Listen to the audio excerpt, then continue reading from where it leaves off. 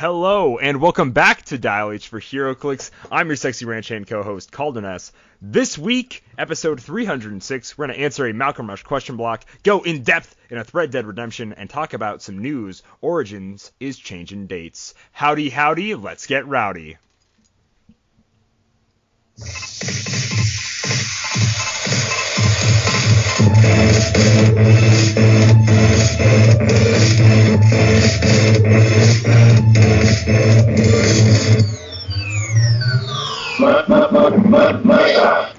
First try.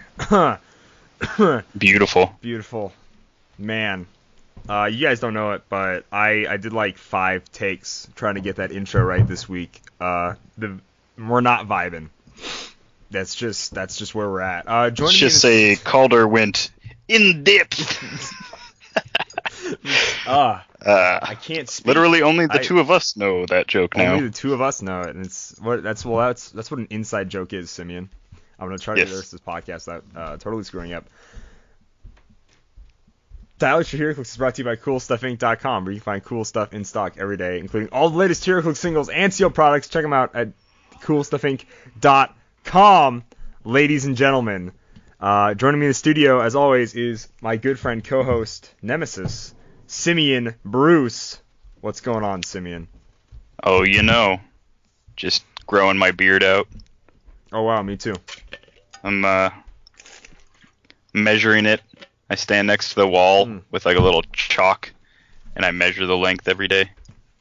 Really? Doesn't change fast enough, so it's just like one solid line right now. Yeah, so it's going to be a really just dark line. Should probably wait a little bit in between measurements. You should do like a week or something like that. Like a week goes by. Like parents don't measure their kids on the door,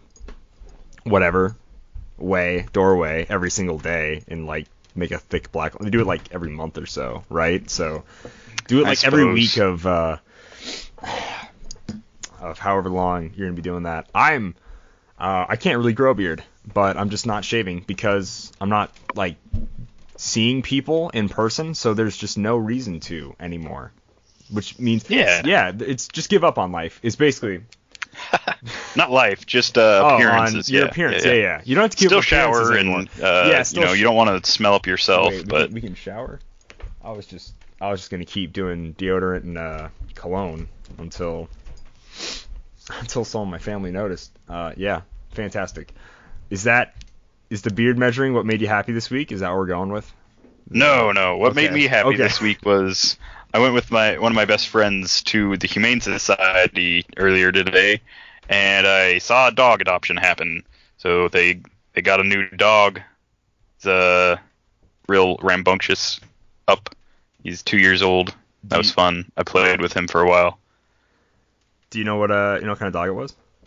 The breed? They said boxer mix, and I was like, mixed with what? And they said, it's a boxer mix. And I was like, okay.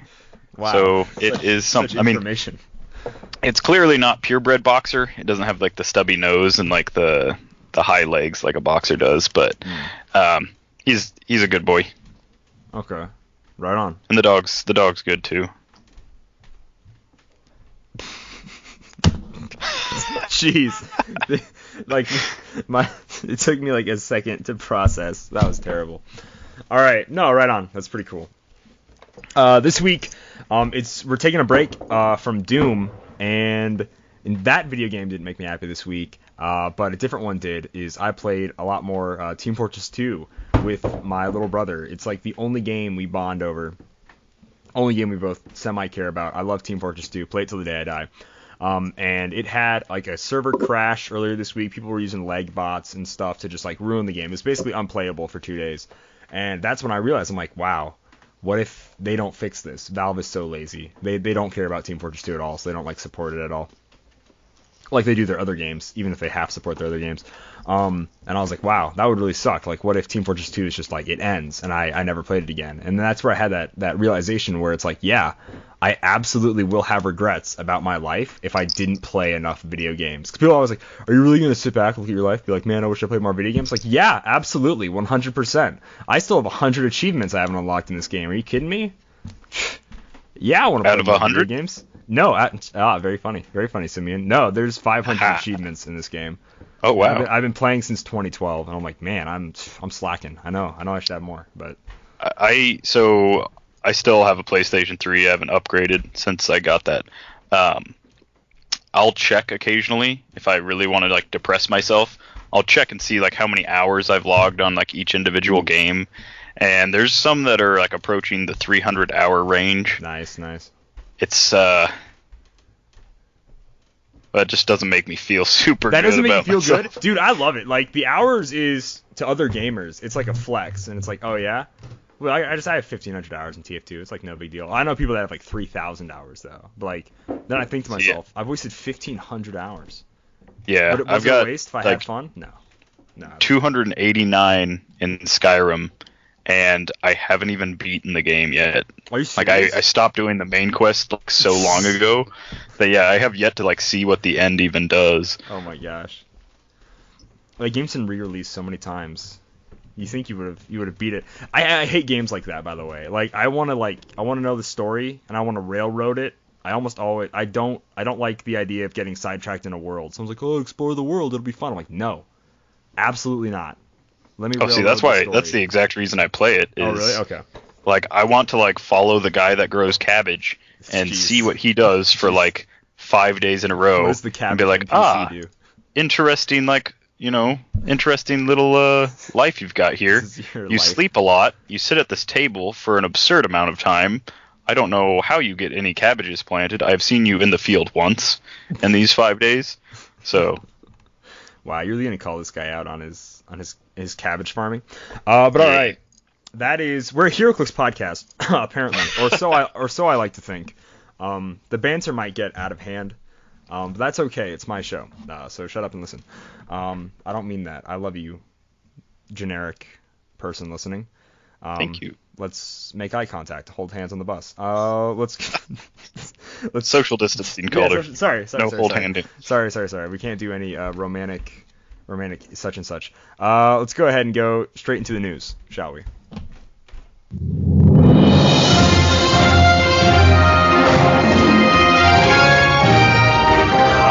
I already apologize for how lax this podcast is going to be. More so than usual, I guarantee. I'll try to bring the rowdiness, but we're going to see what happens. Before we jump into our own personal news, which is arguably the most important, we're going to go ahead and talk about Origins. Now, WizKids already said they're not going to be at Origins this year, or at least Origins in June, when it was still planned for June 17th to the 21st. They were like, all right, we're not going to get Origins. We can't, get organized enough, blah, blah, blah, blah. The world's ending, some, stupid. So they're like, here are our new dates. We're going to have Worlds, no longer September, whatever the original thing was. We're not going to do a Nationals, whatever. Worlds is going to be the 9th through the 11th in October. And everybody was like, oh, cool, sounds great. And then Origins said, well, that sucks to be you then, huh?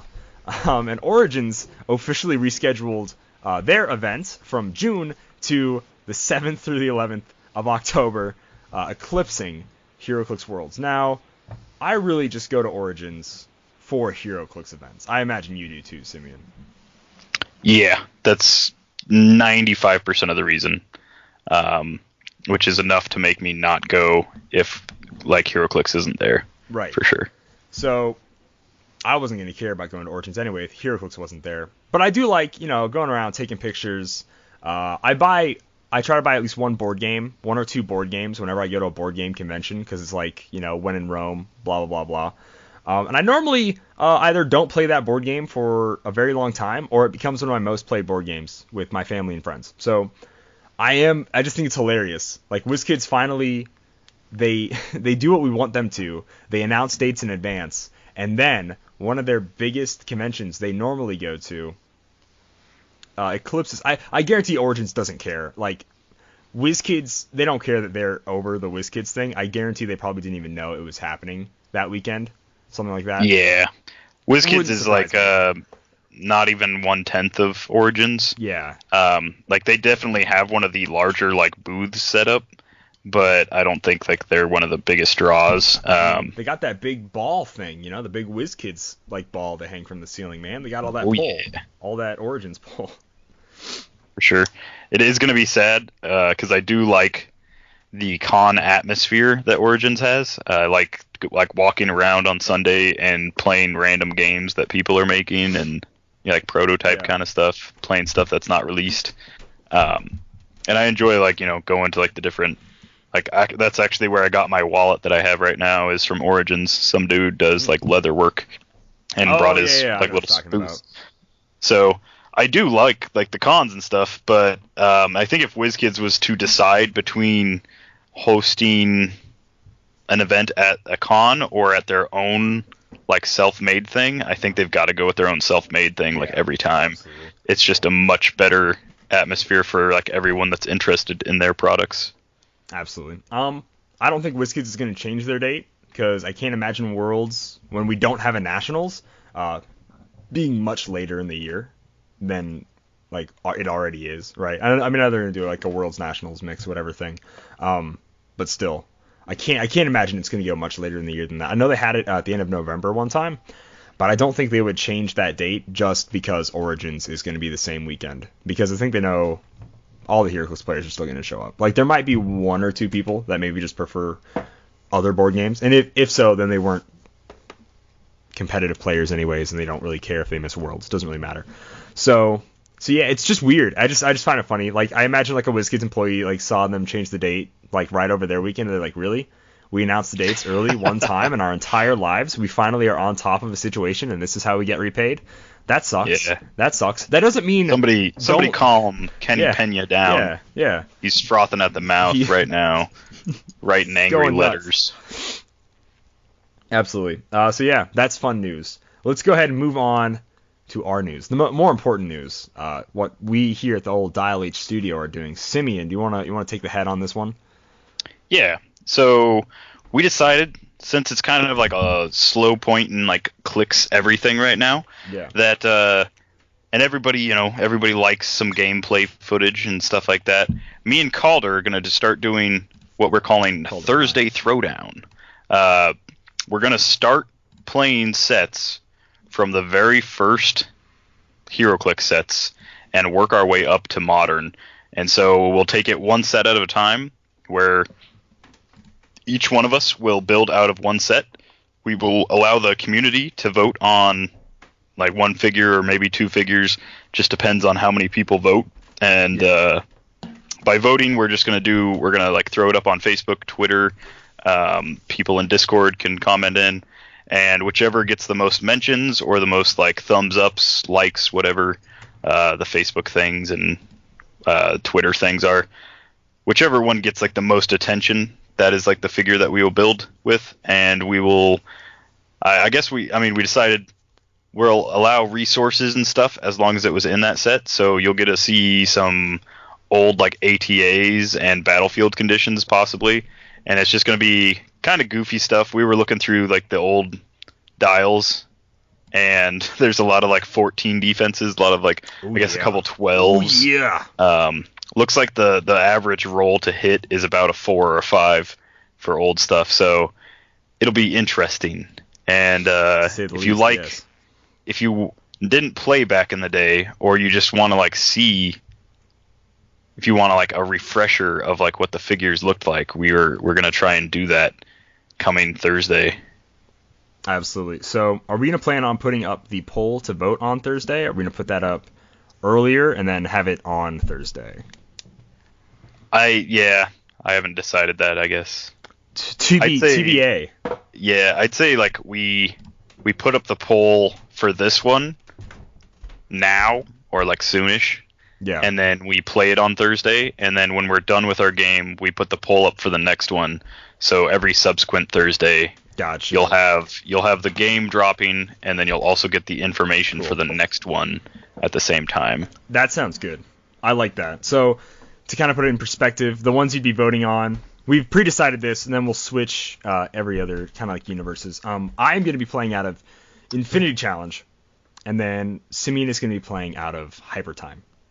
For our first Hyper Time. Get hyped, because it's time to take on the infinity of this challenge. If there's a figure that you really love from the set, or if there's a resource or equipment or something that you really love from a set, Or if you really hate a figure, if you want us to like see the very worst figure that set has to offer, then you can vote for that and potentially put it on our team, and then you get to watch us fail while using it. You know, if you want to put like Cheetah on my team and she has like a 7 attack, 5 defense, I don't know, something like that. I mean, if you absolutely want me to play this Hulk that has a banner click, and then when you finally get him off the banner click, he has an 8 attack, super strength with no movement attack, and a 14 defense with toughness and 1 damage, then yeah, absolutely, let's do it. If it's the most voted for, and I believe you said if you comment an answer, and then if you like that comment, it's like you don't want to have to type out that answer again, but if you just like that comment, it's basically saying I'm also voting the same as this guy. So if someone says Sabretooth Hobgoblin, boom, that's basically like you like that comment, you're basically also voting for it. Sound good? Yeah, and then we'll count that as 2 votes, the comment as 1, and the like as 1 as well. Yep. As long as it wasn't liked by the person that commented it. Yeah, and none of this. Man, I'm trying to rig the system. We're not. Don't we're not double blind. dip it. We'll be able to tell. Yeah. Yeah, we know computer. We sort of know computer, apparently, a little bit. The old Lappy 3000 ain't what she used to be, boys. So, but yeah, so we're gonna do that once you get the recording and everything figured out. So we have some Heroclix gameplay on the YouTube channel for you guys, and that should be real fun. Anything else, Simeon, you want to touch on before we move on? I don't think so. I'm really excited to go through some sets that I never went through before. Absolutely. And build up to like a 200 or 300 point team, whatever it is. And then I'm going to be really excited when we come down to like the stuff that I like started off with. Like the Flash and Wolverine and Iron Man, like those original sets. I'm gonna be really excited once we get there, and somebody's team has like an Iron Man power battery, whatever it's called. That's me. Yeah. The Mandarin. Yeah. Something. The ring thing. Yeah, I know it has a name. I know it's not power battery. It's something else. I can't. Power plant. Power plant. There it is. Yeah. It's called, power plant. That's what it is. Perfect. Yeah, absolutely. I just really hope that when it comes down to the first set I ever played, which is the Captain America set, I hope I'm not stuck with the Green Lantern set when that comes around. If it's like, and if a set is a Fast Forces, we'll just assume. I know they're different in HC Realms. We'll just like lump those together, the Fast Forces and the set. So, yeah. That sound good? And then at the very end, we can do all the con exclusives throughout all of time. Yeah, that sounds good. That's a good finale there. Con exclusives. Yeah. Ooh ah. So, all right, fantastic. So let's go ahead. We're gonna get really excited for that. We're gonna probably put up that poll sometime after this podcast, maybe tomorrow. I don't know. We'll see. So let's go ahead and jump into Thread Dead Redemption. Friend, I just wanted to play. Now, firstly, we ain't friends. Don't make no mistake on that subject. Secondly, he can't hardly see little reason. Reason ain't never been one of my strong points neither, but seeing I do just fine. I had a lot of trouble with this one. We tried a new intro this week. I didn't realize that this was much of a tongue twister as it was. Not good for me. The thread we're covering this week, Simeon's pick, Marvel set list X-Men Apocalypse Wars by Dr. Channard is the person who made this thread. What a guy. Silver donor, this man. Good man. Join date, October 2013. What a cool Spin around guy. the block. Spin around the block. I'm going to go ahead, like we did last time in our last Thread of Redemption, read his little spiel he has here, and then we're going to go through a quick rundown of the set list. This thread is not complete. It has, I don't even think all the uncommons are made yet. No, yes. Okay, so it has about half the rares. Is that about right? Yeah, it ends, I think it ends a little bit over halfway through the rares. A little over halfway through the rares. So yeah, he's at like 53 out of 90, plus hasn't made the Colossals. Some of the Colossals, yeah. The resource, some of the resource styles and the Fast Forces. So yeah, almost, I'd say over halfway, but fantastic. Yeah, just right in the middle. Now this gentleman has made several sets. He's done Hunted Inferno, Secret Empire, Dark Reign, and Evil Emerges for his past sets. Gentlemen, Dark Reign's a good run. Me. Let's go ahead and do the rundown. He says, Marvel set featuring your favorite big blue Egyptian mutant. I was trying to think of something really dumb to say here, like, the other big blue Egyptian. No, it's Apocalypse. Apocalypse I think is the only big blue Egyptian mutant. And his horsemen, ex-heavy villains aplenty, roll in for the set list alongside a sponsorship by the Roxxon Corporate. This kind of threw me for a loop, is the Roxxon Corporation involvement. Didn't throw me for a loop as much as the next one, which is a little Gamma leak. So a Hulk sub-theme in an X-Men set. Sure. Anyways, sure, yeah, I can do it. Featured in the set are micro resource dials, which are included into certain figures while also capable of being freely assigned if the prerequisites are met. He also adds a new team ability, which is Clan Aqaba. I don't think I have any characters with this team ability. This is basically like an Apocalypse team ability for Apocalypse allies. Yeah, I do have one. You do?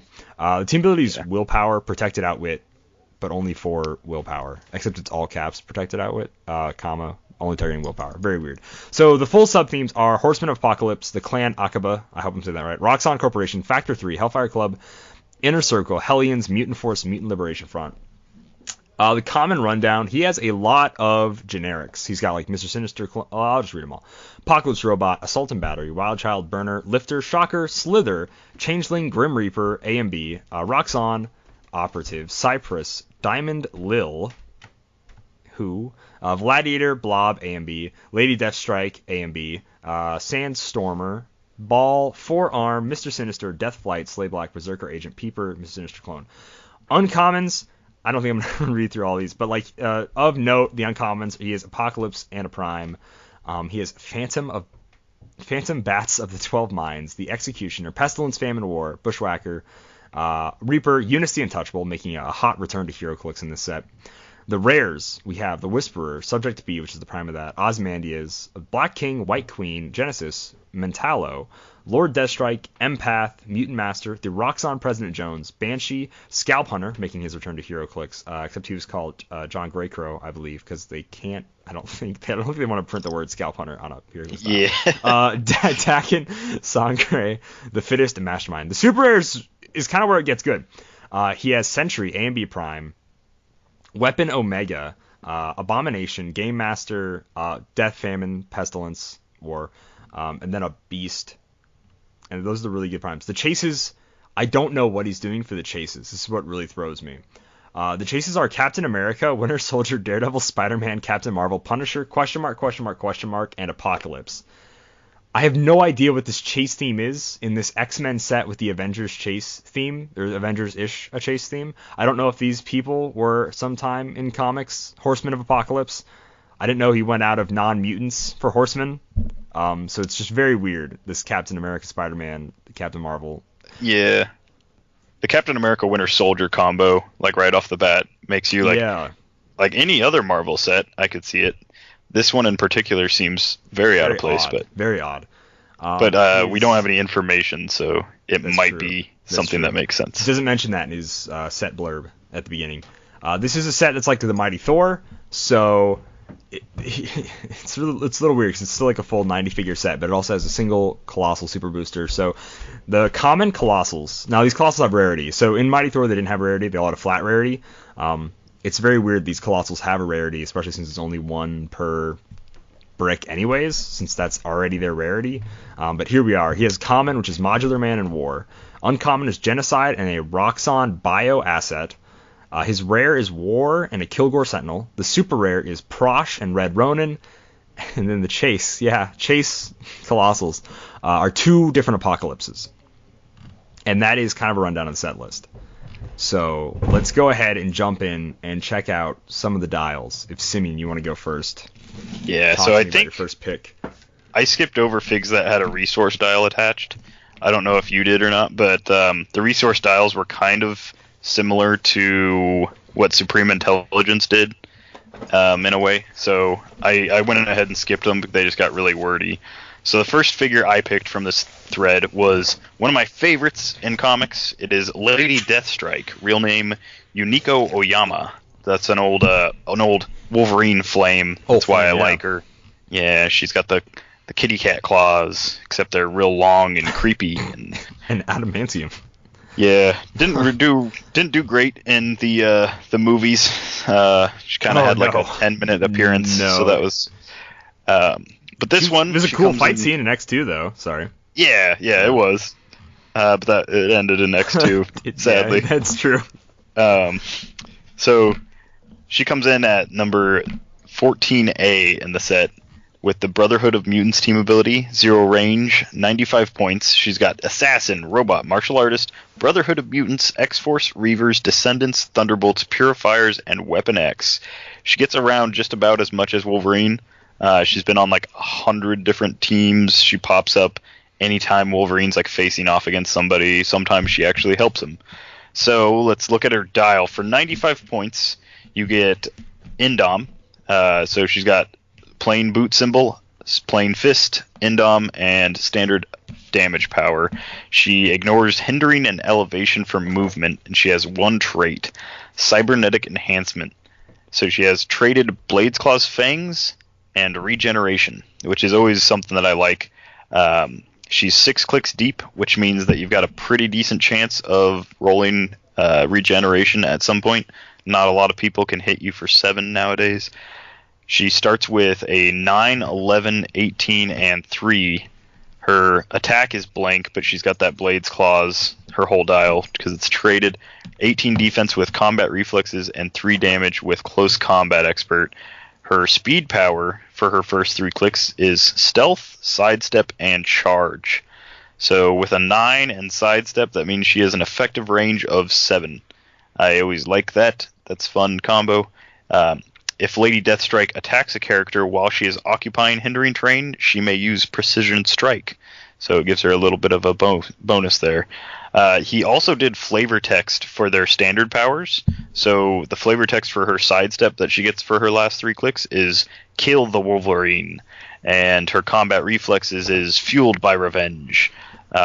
She, on her last 2 clicks, she gets Exploit Weakness on her last 3, and then her last 2, she gets a special defense power, which is Power, while adjacent to a friendly character with the robot keyword, KO Lady Deathstrike, and assign that character the SO-101 Deathstrike Consciousness, which is a resource. And then her close combat expert is Martial Master, and her exploit weakness is Impale, which makes sense. She's got these long finger claws, so she can impale people with them. I just like Lady Deathstrike. We haven't had one since, I think, Wolverine and the X-Men. The X-Men, yeah. Yeah, it's been a while, so that was why I picked her. Just a classic, like a definite sealed pull that you'd like play. The stealth plus a 20 defense for close attacks. Mm-hmm. Most of her dial is 19 to 20 for close, and most of her dial is real solid. I don't know if you'd use like the KO thing when she has traded regen. I usually like to keep my 95 points on the board. Yeah. But I mean, depends on what you're dealing with, I suppose. She would be like great in like a battle royale sealed format. Just her insane reach and stealth and ignoring elevated and hindering is awesome. Like, this is a great... I think it's a really well done, well-made figure, honestly. And I like his idea for the Prime. It's also, like, perfect for her. I didn't know this version existed, but it's like a Day of the Dead kind of looking Lady Deathstrike. Yeah. She's got, like, skull paint. And it's just like, it's Lady Deathstrike but repainted, which is exactly what... If you do Primes right, and that's, like, a cool way to do it. So, I totally dig this style. Absolutely. Yeah, definitely check out this thread, because... we're not even like gonna scratch the surface. We're like we're literally just picking about 6 figures out of over 100, and there's a ton of cool stuff in there. It just gets a little wordy, so we're not gonna get into that stuff. Yeah, more to be made too. I had a pick. My first pick is 007 Slither, because it is the token putting in a random member of the Serpent Society in a set. Only just one member of the Serpent Society. Can't have more than one. Just tossing one in there, even though they kind of don't seem to fit very well. Yeah, I just really think this is it. As far as Serpent Society goes, he has flight. So when you're not carrying 5 with Sidewinder, he can go ahead and fly. He's 50 points. He has Brotherhood of Mutants team ability. He is Assassin, Brotherhood of Mutants, Secret Empire, Mutant Force, Serpent Society, and Masters of Evil. A lot of good keywords here. I am unfamiliar with him in the Brotherhood of Mutants, but I do know him in the Serpent Society. He has only one special thing. It's a special speed power, which is Plasticity, which for servant societies, like, yeah, they kind of all do that, bud. But his is when an opposing character rolls to break away from Slither, they must roll twice. That's pretty. I actually enjoy that. For 50 points, he has a whole dial of in-cap, no special combat symbols except for flight, shape change top dial, combat reflexes top dial, no stealth or anything. He has, of course, sneak attack, which is phasing teleport, and if he does, he moves 3 squares or less. After actions resolve, he can make a close attack, which is cool. You know, he's real simple. I think 50 points might be a little much for him. He seems very familiar to the Bad Girls Inc. Servant Society figures they made for the Deadpool and the X-Force set. But he's not terrible. He's just not great. But he is a Servant Society person that's in this set. I didn't know he was a mutant, which is very interesting. Not a lot of mutant snakes that I know of. So it's pretty cool. He has, a good significant appearance in Captain America 344, which is where the president is turned into a snake, where what's her face, Madam Hydra, releases this like snake poison in DC, and people just turn into. She literally puts chemicals in the water that turn the freaking people into snakes, guys. It's pretty fun. It's pretty good. I forgot about that. Yeah. In addition to the flavor text for the standard powers, which you don't always see in these, he also added significant appearances for each character. So yeah, some of them make sense to me, cool. And some of them are just like a random appearance where I'm like, I'm sure if I read that story, I'd be like, yes, this figure makes sense for that particular story. But some of them I'm like, I don't even remember that one. And speaking of that brings me to my next one. So many don't remember. Which is Dr. Rot, number 039. He is an uncommon in the set. Real name, Bentley Newton. So if you don't know Dr. Rot, he's kind of like a Dr. Frankenstein kind of dude. In several issues, he's messed with Wolverine's brain. He gets in there and does wonky stuff, and Wolverine's always been able to stitch himself back together, but the mind is a delicate thing, and so if you mess with that too much, it's hard to repair the damage. So this guy, he's got 6 range, no team ability. Keywords are scientist, animal, test subject, monster, and rot family. So keep those the generic keywords in mind for this next trait. So for 50 points, he doesn't have a whole lot on his dial. He's got some bland combat values. He's not an attacker. 9 attack, 1 damage, his whole dial. He's got stealth with 7 speed and 14 defense with mastermind. So he's a very behind-the-scenes kind of guy. But we'll see why he's worth 50 points. He has 3 traits. First one is, you're part of my family now. During force construction, characters who share a generic keyword with Dr. Rot gain the Rot family keyword, but may only use theme team bonuses while within range of Dr. Rot. So if you have a monster squad, an animal squad, a scientist squad, they can all be within 6 range and use theme team probs, and it's during force construction, so it becomes a named theme team. So, that's pretty much all that does, but it's still kind of fun. Second trait is, the machines in your brain help me. That gives him support and perplex, but only to target characters with a shared keyword. Dr. Rot does not need range or line of fire for perplex when targeting a character with the Rot family keyword. So again, if you're on a monster, animal, scientist team, and they're within 6, he can use that perplex because they have the Rot family keyword. Then his final trait is all in the family. Power. Choose a bystander as described on this character and place them in a square adjacent to Dr. Rot. Max 4. So I don't know.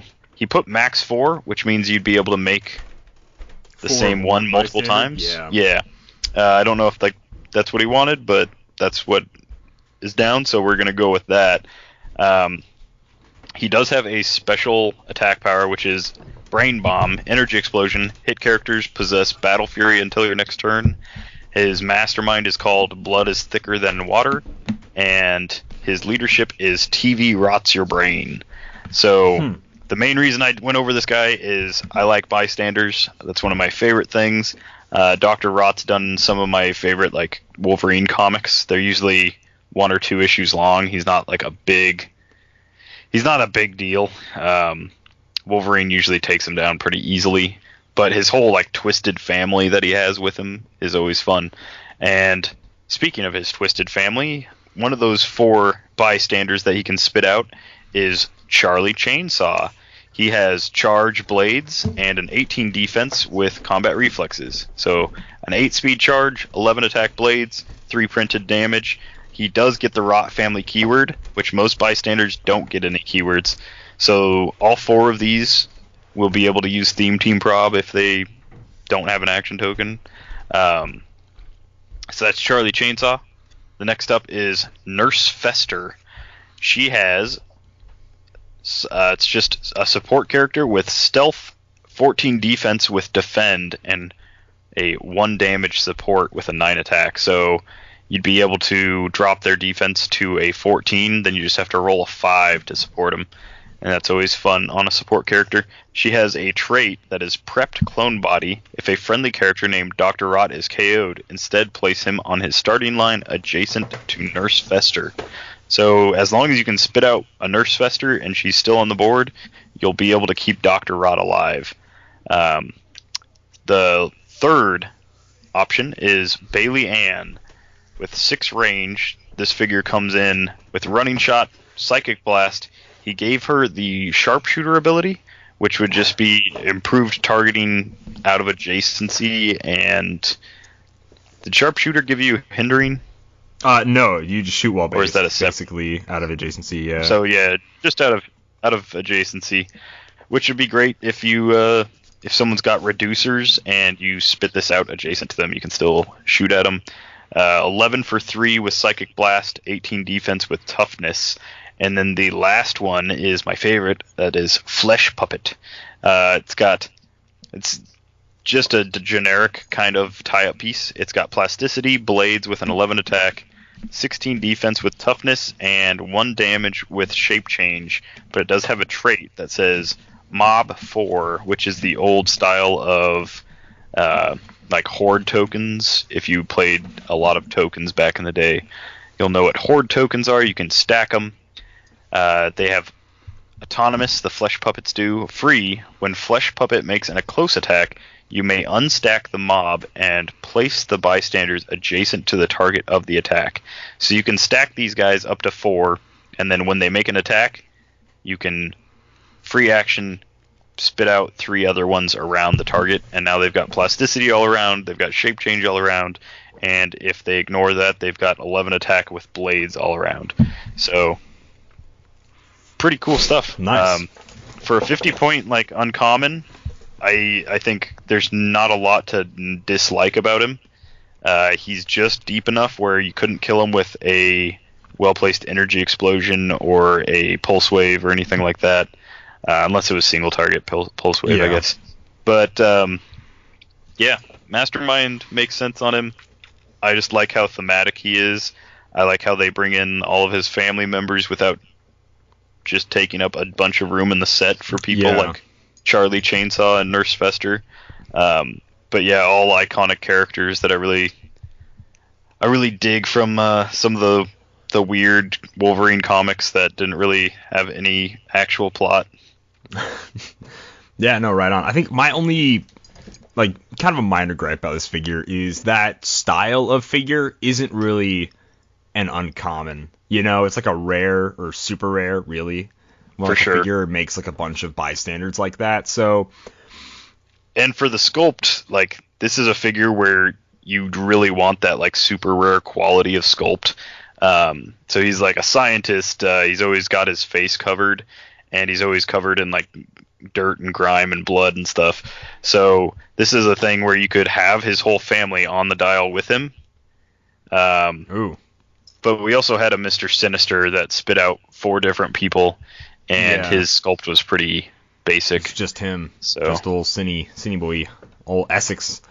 I'm going to move on to the Roxxon Operative. So this is a character I had to choose because it is a 55-point generic.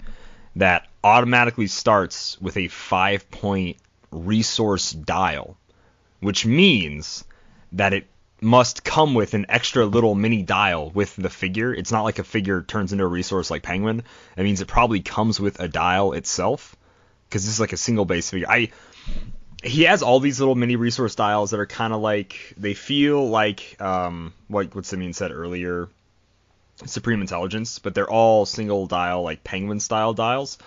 And I think this idea, especially when you don't get a choice, when building your force, this is the trait. When building your force, choose a friendly character with a shared generic keyword as this character. The character gains a Roxxon Corporation keyword. Oops, that's the first one. Sorry. Second one is Operation Finances. A Roxxon operative begins the game with the RD01 Roxxon payroll assigned to their characters. So, this character. So every Roxxon operative you have now has a resource, which is going to be really annoying to keep track of. It's not a choice. It's just he begins the game with the payroll assigned to them. So I don't know if you also have to pay it. It doesn't say for free. It just says whatever. So I assume it's a 60-point bystander with a 5-point resource you have to pay for. So if you're playing this guy, you have to use his resource. I think this just seems a little flawed to me. All the resources this guy gives them. It's cool. It's creative. I get it. But like a resource on a generic just seems kind of terrible. Yeah. Especially since it's a common and you're going to pull. Yeah. You know, if you buy a brick, you're going to have like 5 of these, and then you've got 5 extra resources. Or you field all of these guys with the resource, and then you have to keep track of each resource on each one. Yeah. It's a little weird. It's a little weird. Sorry. Don't know where that came from. I didn't have any bat soup recently, so I don't know what that could have been. I don't think it's awkward. It's awkward to have allergies right now, and I do. So bad. That's the first I've always time had hay fever, and I've been sneezing like crazy, and people just glare at me. Yeah, I know. It's like you've done something wrong. All right, sorry. Let's get into the Roxxon operative here. Underworld team ability. That's fine with me. Range 5, 55 points. Roxxon Corporation Assassin, Spy, and Brute. Stealth the whole dial, 4 clicks long. Precision strike the first 2 clicks. No defense power at all. Starts with an 18, goes down to a 16. Leadership, first 2 clicks. Enhancement, the last 2 clicks. That's it. So there's no move and attack. It's very bland. What does the resource style give him? So you have to choose. Budget for the job. At the beginning of the game, choose a starting line. The equipped character gains the combat powers and modifiers shown on the dial. When a power from the dial is used, move the dial forward 1 click. When the dial hits a KO line, remove it from the equipped character. Each of these dials, so one is experimental anti-rifle, one is stimulant, and one is sneaking suit. They're all 3 clicks long. You move them forward, so I assume you start from the bottom. So let's start with let's go to the first one, which is the experimental sneaking suit. It gives him leap climb, so now he has leap climb and stealth. That's a little bit better. But then the sneaking suit gives him stealth. Shape change. I already have stealth. Sorry. So it's kind of useless to choose this one if I already have stealth. I think instead the figure should start with maybe running shot or leap climb, and then the experimental suit gives him stealth and shape change. That would just make more sense. It also, second part of the trait is power. Line of fire to this character is blocked until the start of your next turn, even if the resource dial is removed. So it's a power action to block line of fire to save my 60 point. Yeah. It's just a little weird. I'm sorry. It's just a little weird. That reminds me of the generic foot techs. I think it was Turtles 3 that were they were like that translucent kind of like figure.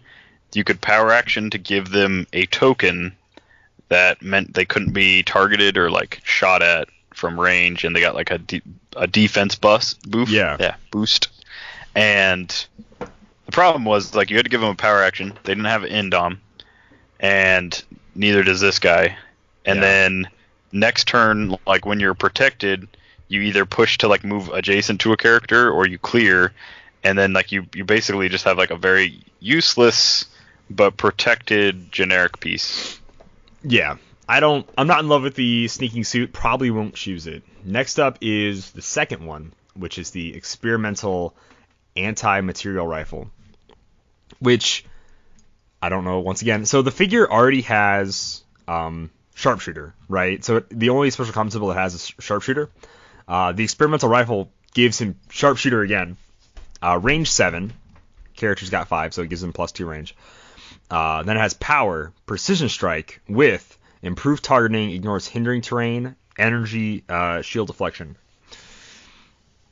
So what attack power does he start with? So he already has precision strike. That's his attack power. It's a useless resource. But it also gives him range the combat resource expert. is separate, so you could potentially put this on use like this with other people. Hawkeye or whoever. Yeah. But for this figure, as far as game for this design particular goes, figure, something that is made for this figure should just work also with other things. It shouldn't be half the things are useless for the figure it's made for. You shouldn't. Your first thought shouldn't be. And I'm not trying to rag on this guy. I'm not making this set. Whatever. But I don't think your first thought should be, I'm going to make a resource for this figure, but I want it to be good with other figures. Instead, you should be like, how can I make this a good resource for this figure, and then worry about how it works with other people. Like, its main thing is going to be on this guy. You can't have half the powers useless for him, Like, he already starts with this pseudo resource on his normal dial, so it's kind of like a resource doesn't really do anything for him, and that he has to start with, which is just a real bummer.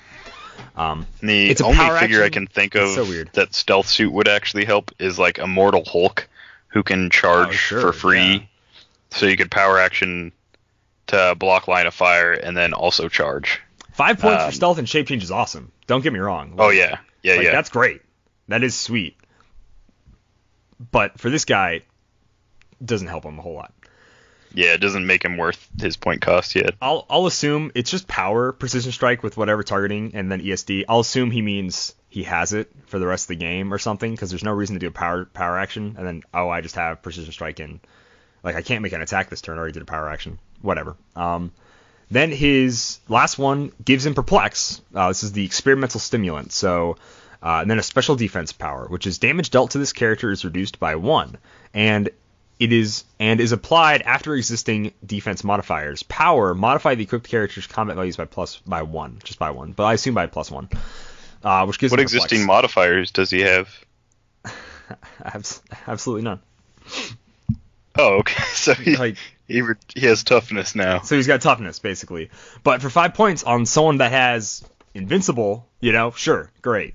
That's awesome. Oh yeah. But for this guy, it just gives him toughness and perplex, which is probably the one I would probably go with, honestly. But 55 points for stealth, toughness, perplex, and leadership is not. It's not great. I was really hoping when I saw this figure, like, oh, he's 55 points for 4 clicks with no reducers. It's really bad. And I was hoping that maybe this resource made him really good. It definitely doesn't. He's bad. It's not a very good generic. No. It's not a very good figure. But for 5 points, this resource is broken on almost every team. On anything else. Yeah. Yeah. It's not a terrible idea for a resource. It kind of sucks that every time you use it, you can basically use it 3 times and then it's gone. So that's the balance for the resource. But yeah, I love a lot of this other guy's dials were tough, and it took me a long time to find a dial I really didn't like. But this Roxxon one really stuck out to me on it's not good. It's not good. I'm sorry, man, but it's not good. All right, go ahead. I poo-pooed on the Roxxon guy too. All right, so the last figure I'm going to cover for now is going to be Genesis. So for those of you that have kept up with modern comics, this guy appeared originally in the Uncanny X-Force, I believe. This is Evan Sabanur. This is Apocalypse son, young Apocalypse, teen Apocalypse, whatever you want to call him. He does come in with the Clan Akaba team ability, so that gives him willpower and protected outwit against willpower. He has 6 range. He comes in at 40 points. He has the armor, X-Men, all new X-Men, X-Tracks. I don't know what that is. And X-Force keywords. We need more X keywords. Yeah. We have to throw that in. Yeah. Apparently I haven't followed X-Tracks. So he comes in with a 9 attack on his first 3 clicks, with 8 speed, flight, and sidestep on his first 3 clicks. Toughness on his first 3 clicks with an 18 and 17, 17, and his first 3 clicks are 2 damage with shape change. So he's got 1 trait. This is basically like proto-Apocalypse. Imagine literally teenage Apocalypse. The X-Force, when they first found him, they were going to kill him because they were worried that he would grow up to be Apocalypse. And that's how powerful he potentially could be. So that's what he is. But they took him in instead, and there's a fun little Deadpool moment with him. If you want to like look up Evan and Deadpool, you'll see like the comic panel where Deadpool climbs in through his window and leaves him a gift. So his first trait is what I am fated to be. Genesis begins the game with 1 action token and may only clear 1 action token at the end of a turn instead of all action tokens. He has Sidestep, which is rookie. That's a flavor text on it. Ready for combat is his last 2 clicks, and that's running shot. He gets some Psychic Blast on his last 2 clicks with 16 defense and super senses. His Psychic Blast is Celestial Energy, and his super senses is Repulsion Aura. His toughness Repulsion Aura too. Yes, I do. It's an area of effect of at least 6 feet. Every time I have to sit down, oh my god. Yes. I cannot deny it. He has a special attack power on his first 3 clicks with his 9 attack, and that is molecular creation. And that is choose a standard attack power, and Genesis may use it for this turn. If Genesis is adjacent to a friendly character with a shared keyword, give that character a power action, and Genesis may choose a second attack power. So this would only be good if you wanted to stack like Precision Strike with something, because most other powers don't really stack anymore, at least for attack powers. You can't Psychic Blast and Energy Explosion. You can't TK and anything. But it's a cool little pick a power kind of thing. His shape change is called Reformation, and then he has a special damage power on his last 2 clicks, and that is Changing Fate. Leadership. When Genesis uses leadership, all friendly characters within 6 squares are considered adjacent. I hate late dial leadership. His is very decent because it's a 40-point figure with a lot of good keywords, and the all friendly characters within 6 are considered adjacent thing. Means that he doesn't have to be like right in the fray to like potentially remove action tokens. His significant appearance is all new X-Men number 9. So I'm guessing this is a later version. He's already been in a few fights, as opposed to his first appearance kind of thing. But I like the Apocalypse stuff. And Evan was always like a cool, like, what if we raised Apocalypse not bad kind of thing. And so I always liked that idea. All right. Yeah, I can dig it. My next pick is going to be 042A, a unique, the Whisperer, which is real name Rick Jones. If people are unaware of like what this is, this was Rick Jones's cool hacker persona. That's literally what it was. He was like giving out government secrets, making it like online. People would know. He has Spy, Underground, Avengers, Shield, and Loners keyword. He's 4 clicks long. He played a pretty big role in Secret Empire and the Captain America series leading up to that. He has 2 traits. His first one is Expose Shield Secrets to the World. During Force Construction, Whisperer gains all the keywords of a friendly character named Captain America, Hulk, or Captain Marvel. Choose a copyable team ability an opposing character can use, and friendly characters with a shared keyword on your force may use the team ability. Modify their attack by 1 when targeting an opposing character who possesses the team ability. So that's pretty solid. For a 50-point figure, that's like a pretty solid trait. Everybody on my team that's Avengers or Shield, pretty popular keywords in the Marvel Universe. Not very useful in this set, because the only Captain America or Captain Marvel are going to be chases. And I can't even remember if Hulk was even part of the Gamma leak. I know there's an Abomination and a few other Rick Joneses. I couldn't even remember if there's a Hulk in the set or not. I don't remember seeing one, no. Which is strange, but strange for a Gamma leak. It's like we're having a freedom sub-theme, but like it's all Captain America allies, no Captain America. That'd be very odd. Anyways. As far as I can see, no Hulks. Yeah. Interesting. So it's a trait that works about 2 people in sealed. That's okay. It's pretty solid if you pull those chases. He is a rare. His second trait would have been really good, and I thought maybe he just made this figure before this change happened, but no, March 15th, 2020. His second trait is Whistleblower. Once per game, power. Choose an opposing character. For the remainder of the game, you may view the face of the opposing character's card with the combat dial information. Now, that would be really good before we could have done that. As you know, WizKid just says you can look at your opponent's card now, so we can already do that. I think that's cool and thematic. So instead, like just to give him, in case he listens or somebody like tells him that like we're reviewing his thread, whatever. Instead, since everyone can view your dial all the time, always now, it would be cool if it was once per game. You give him a power action if your opponent asks to see the combat dial of a character on your team.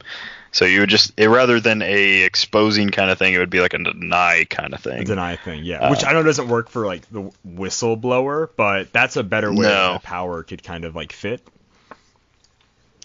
Or you could kind of do something like once per game, choose someone they just can't use like a defense power for like a turn or something. You know, like that would also be kind of like a Whistleblower thing. It might work. Like when WizKids like did the whole back of the cards thing, this would have been a cool power.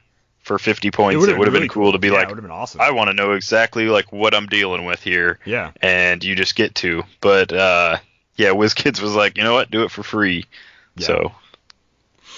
And then he has a full dial of stealth. He has 3 clicks of willpower. His first 2 clicks, he has a special damage power, and then his last 2 he has outwits, which is top level intel from the underground. Probability control. While Whisperer occupies your starting area, he may use probability control on friendly characters with a shared keyword as if they were adjacent to him. So like regardless of the range of line of fire. So he is map wide Avengers Shield Prob, which is pretty awesome. And he has also his team player, which is great. So this guy, if we like change the Whistleblower trait, would be on every single Avengers team I ever make ever, because I think it's great. I think it fits really well for Rick Jones. The Whistleblower trait, it's just doesn't work, but if you change it a little bit, it would be really cool. But like, I love this Rick Jones style. I think it's really great.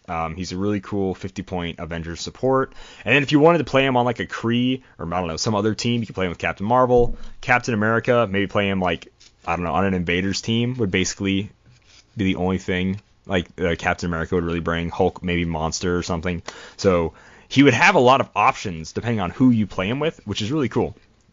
And I really enjoy this Rick Jones. My only problem is that I know, again, he's 15 defensive stealth, and he is going to be staying all the way in your back sideline. But there's just, even for 50 points, WizKids doesn't give people like a 15 defense. Like it's just not a top dial defensive ability. I think at least a 16 would have been cool. I know you're like, oh, you're making a big deal out of like a combat value. But like if Happy Hogan can, for 20 points, have a 17 with willpower, I definitely think Rick Jones could have like a 16 for 50 points if he's got stealth, you know. And Happy Hogan also has stealth with a 10 speed. So just saying, like kind of like, you know, I know you're not making a WizKid set, but just basically like kind of how they are formulating Heroclix, that would like work a lot better. But seriously, this Rick Jones, I think it'd be cool when you read the Whisperer comics and you see how much like Rick Jones messes with stuff behind the scenes. It really feels like he is messing with things behind the scenes. So I love the way this feels. It feels very thematic. It's a very cool dial. Rick Jones always seemed like such a catch-all of like what Marvel needed him to be. Like sometimes he'd like have like cosmic power, and sometimes he would just be like a normal dude. Sometimes he would just be in the way, and sometimes he'd be like at the center of everything. Yeah. But it's so weird. It is really weird. Rick Jones, like, yeah, he just used to be like Hulk's pal, basically. Hulk's pal, Rick Jones, and then he was like, oh, I hang out with all sorts of superheroes. Now I'm a Hulk kind of person. Now I'm Captain Marvel. Now I'm like, what is Rick Jones's life? What's happening to you, man? Are you okay? You have either like the worst luck, I don't know, but it's like Rick Jones just is always in this stuff. It's great. So yeah, that's what I really like about it. So Kalder on X-Men Apocalypse Wars.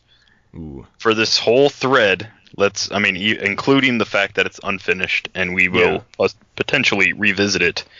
Out of 1 click, which is a bystander, and 12 clicks, which is beyonder, what kind of rating do you give it? A lot of his wording is really solid. He's making really solid figures. From like half the set, I would do from bystander to beyonder. I would give this guy a real middle of the road. So it would probably be standard figure, 6 clicks deep. is what I would go with. Okay. Like a good 50 point to 75. 50 point, 75 yeah. kind of range. What about you? Since that last one, like the combat dials really impressed me compared to like some of the other threads I've been looking at. He's got like decent stats for the points. I'm gonna go ahead and give him a 7-click rating. 7, solid. Yeah, still could improve. The fact that he's got like sharpshooter instead of the improved out of adjacency and like some of the older like stuff like that. I'm not gonna hold it against him, but it also like doesn't curry any favor. And the over wordy extra resource dials, although I do think it'd be cool to have a set with like 5 or 6 resource dials that are just in there. Yeah. They do kind of like bog down the thread. Yeah, I would agree. And then, like, I would kind of base this on would I buy this set or not. Just because it's an X-Men set, I probably wouldn't buy it. But I would be like trying to get certain figures, and like I said, like at Rick Jones, the Serpent Society is really cool. The only reason that really changed him from like being higher is that he has the Mighty Thor style with the Colossals, and then he gives the Colossals their own rarity, which is just not a good idea for like set layout and how it's like a Chase Colossal already. Like we didn't even do Chase Colossals in, XTS, whatever, animated series. So It's kind of like that and the resource dials, what really kind of like bogged it down for me. But besides that, I think it's a solid set. And I think he's making some really cool, like, fun dials, too. They seem very thematic. I don't know a lot of these characters, which is also, like, kind of a problem. He scarred me for life by looking at Nipple Piercing's Blob when I went through the set, so I think that had to also take a point off. I think that's Apocalypse Universe Blob. Didn't know that one existed. Didn't really want to know it existed, to be honest with you. I guess he makes up for it with introducing me to Miss Sinister. Didn't know I would be attracted to Nathaniel Essex in such a way, but here we are. Yeah, he's also got like a solid wild child that actually has So that was actually dial. one of the ones I had written down. I really like this wild child. Really, I think it's a solid dial. My only problem is that like you can instantly replace him with a 75-point character instead by only paying 55 points for him. That's like the only really weird thing about this wild child. But I like him. Like, I think it's really cool because I like Wild Child's. Okay. Who likes Wild Child's character? No one. But I think that he deserves more than what he's gotten. He deserves more than a terrible old figure and then a bystander, because he's like this edgy mutant. Like, he's cool. I like his use of the test subject keyword on some of these guys. I think that's really cool. Which is a real keyword in Heroclix. So I do dig a lot of the things he's doing with this set. Yeah, and as far as purchasing, I'd be kind of caught in the middle because there's plenty to be had in the common and uncommon section that like I definitely wouldn't mind having a full like CUR of this set, but that's stuff that like I'd play like very rarely, whereas the stuff that I really would want from this set is like in the super rare chase and like the colossal kind of stuff. So yeah, I don't know how much I'd actually purchase of this set, or if I would just hold out for singles, but it's definitely cool. I'm glad that he did make his own team ability that wasn't like overpowered, but also like interesting and made sense for like the characters he put it on. I think that that's something that like WizKids could, not that I don't like their shared traits, like the whole espionage thing, but man, if they had just made espionage a team ability, it would have saved a lot of like wordiness on the cards. Yeah. All right, so solid 6 for me, 7 for Simeon on this Thread Dead Redemption rating. So good job overall. Solid, middle of the road, Dr. Channard. Be proud. All right, moving on. We're gonna go ahead and jump into the community section. There are dozens of us. Dozens. I'm gonna go ahead and start this week. We're just going to play bumper after bumper. Sorry, Simeon. With Jedi Legend's HeroClix Tip of the Week. Look at us do this. Sorry. I want to sell you Death Sticks. I don't want to sell you Death Sticks. You want to go home and rethink your life? I want to go home and rethink my life. I was just going to do that really quick because I saw it pulled up first, and he's like, look at me, now I got to go do my dumb soundboard again. Jedi Legend says, HeroClix Tip of the Week. Happy Easter, Clixers. This weekend, keep it seasonal. If you use Calendar Man every day, his powers change and suit. Other considerations are like White Rabbit, Eggman, and the lesser-known Easterling from Lord of the Rings sets, and then he has like Calendar Man's like attack power, which is kind of cool. So it works on with the game begins on a Monday or Thursday. Calendar Man's like a really cool figure. I've never had the opportunity to play him or play against him. I should probably just buy one, just because I think we always play on Friday, which is like modify the attack value from the character adjacent to Calendar Man +1. So that's pretty solid. So if you know what day you're playing on, you can do it with old Weekend Warriors, Calendar Man special attack power. Also to keep in mind, if you want to keep like an Easter theme, maybe a Mr. Immortal or Resurrection Man. I don't mean to offend, I'm just saying. Just throwing those out there. All right. So cool. Keep it seasonal. We don't really do a lot of seasonal games at Rainbow. We don't do like St. Patrick's Day games or Valentine's Day games. So I think it's a bummer. I think we should be more creative stuff, but they're just not very creative people. Anyways, that is this week's tip of the week. Moving on to our Community Tuesdays question. Besides Heroclix, are there any other WizKids products you own? Board games, D&D minis, Star Trek, Dice Masters, Simeon. Is there anything else besides Heroclix that you kind of mess around with? That's a WizKids product. I've got some D&D minis. I've done a few paint and take events where like they set up. It's all community driven, so like they have a local painters guild kind of thing where someone will come in and volunteer their time and their paints and their resources, and they set up brushes for you, and you'll paint one of their D&D minis. So I've painted a Beholder. Cost me like $10. It was super fun. Took like 3 hours. Just like a fun thing to do on a Sunday, and I think it turned out fun. I like it. I also have a few of the Star Trek miniatures. I like the ships, so even though like they don't work with the Heroclix ships, I've got a couple of those. But other than that, I am planning on buying some of the Transformers figures to put on like random dials that I think fit. But I haven't done it yet, and I'm not interested in Dice Masters or the My Little Pony set, sadly. How dare you? I don't know what they ever did with the G.I. Joe licensing. If they made a board game or what. Yeah, I have no idea. They actually haven't done anything with G.I. Joe yet, have they? Yeah, they definitely have like some sort of deal worked out for it, but I haven't seen anything. I've only seen Transformers and My Little shelves. Pony so far for miniatures. That is odd. I didn't even think about that. Maybe. Well, I guess Cobra's just gonna have their weather station is just gonna keep going off until the Joe comes in to stop them. I don't know. Yeah, I've heard knowing's half the battle, and we don't know. That. So we've lost. We have no idea. We've already lost half the battle. Oh no. Yeah. I own the Team Fortress 2 Heroclix Heroclix, instantly wrong, WizKids chess set they made in 2013. That's really cool. It's very hard to get nowadays on eBay. I had a stock on eBay until it was like $100, because normally it's like $200 something. And when I bought it for $100, I'm like, I really hope I didn't get screwed. But like, it came over, it was totally sealed in plastic, had everything in it, had the game code. It has a game code for an item in TF2 that's actually like worth like $50. So really, I bought a $50 chessboard. So now I have a really nice chessboard WizKids made, really cool. I also play, like I've said before, a little bit of that Kibble Scuffle. I sure do love me some Kibble Scuffle, ladies and gentlemen. Can't get enough. The winner of Kibble Scuffle, Kalder at Worlds. Got a lot of cats. What can I say? They're barn cats, so it's more justifiable that way. I'm not a crazy cat person. I'm gonna go read the first one on the Twitter is gonna be Chris Kurtz, Vigilante Chris Kurtz, I think. I don't know.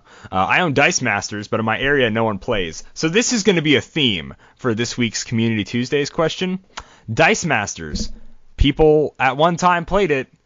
Apparently, no, not anymore, is basically the reoccurring theme. Let's do like, I only have 4 on Facebook, or on Twitter. I have 5 on Twitter, so let's do 5 each. Okay, yeah.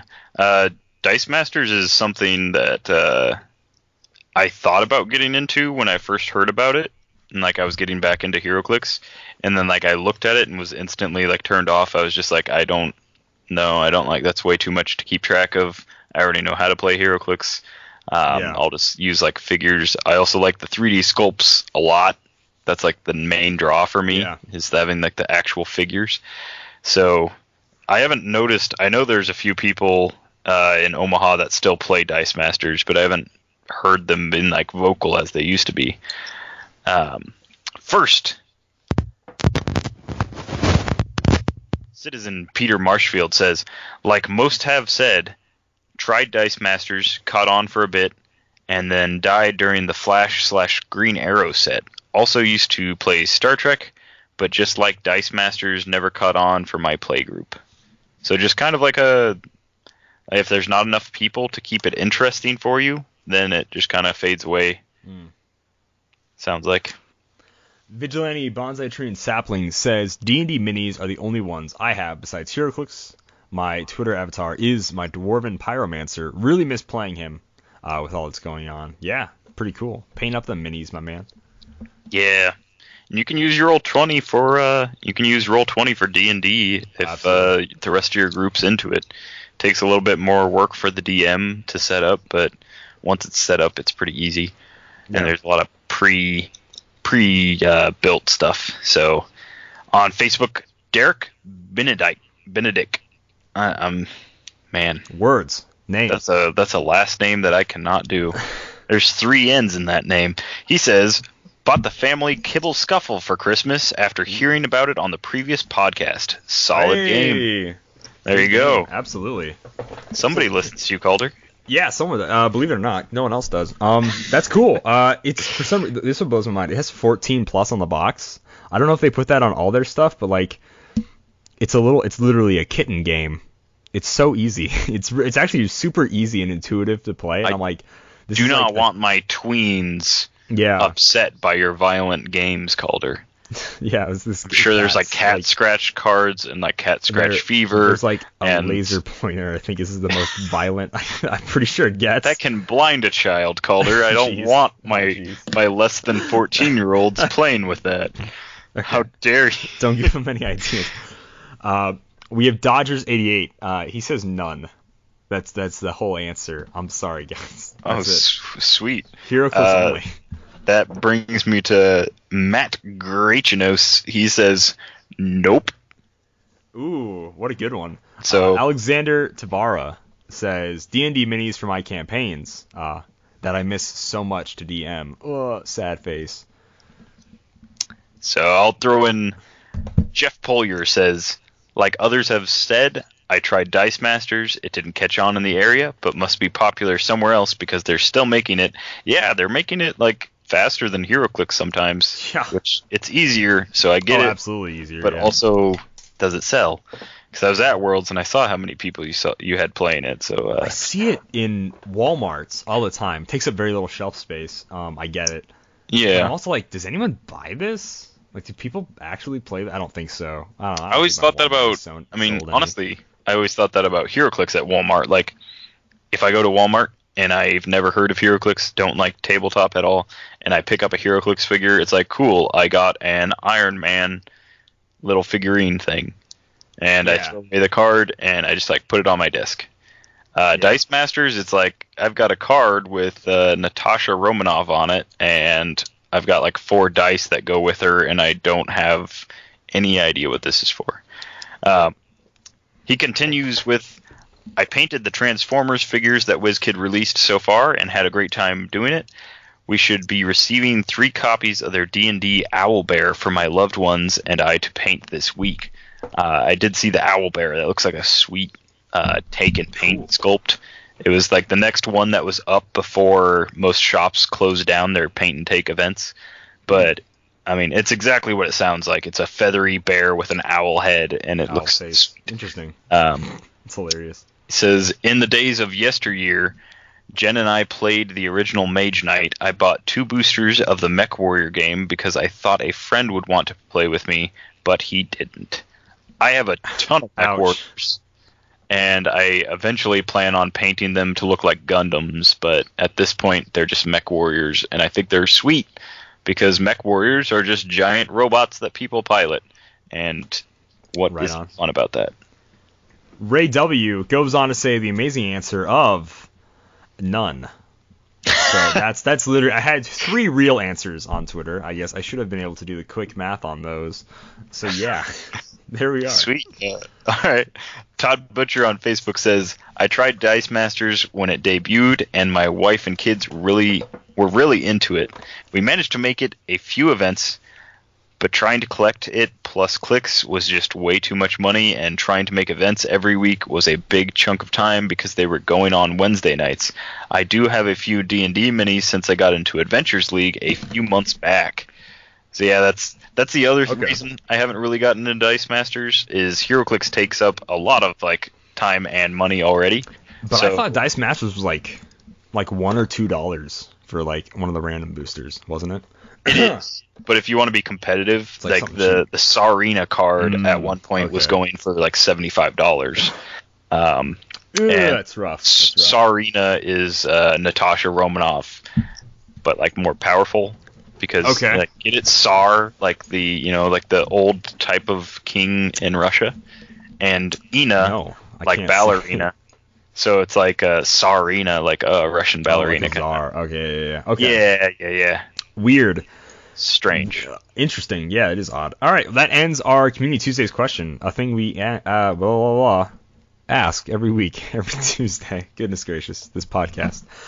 Before we jump into a Malcolm Rush question block, it is the second week of the month. I have to do a Patreon ranking up ceremony. A lot of people changed what they donate to our Patreon after April 1st, and I don't know if those went through or not, so I need them to tell me.